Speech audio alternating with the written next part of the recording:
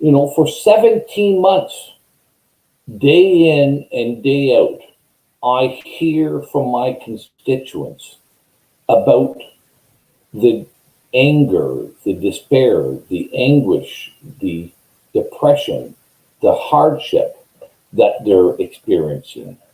And, I've been in elected office for 14 years now, and never in all those 14 years have I ever witnessed that level of despair and worry, and the number of constituents who are calling me up crying and sobbing, because they've exhausted all other options and avenues, and there's nowhere else to turn to.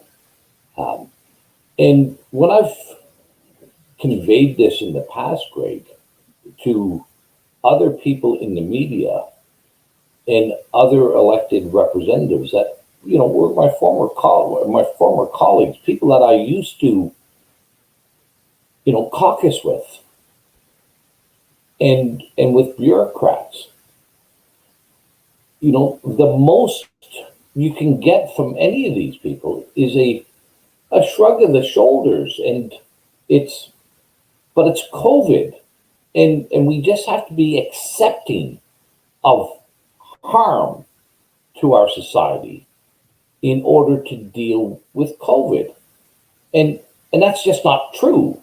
And it's become, I've said this in the past, and I think it's even more indicative today. COVID has become the greatest excuse for mediocrity in our country, the greatest excuse to do nothing for one another or do anything for anyone. This is focused everybody's attention onto themselves and only themselves.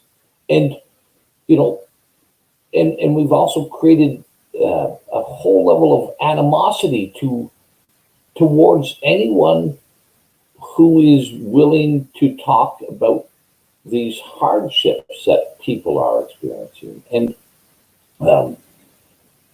I guess last Thursday, I just said,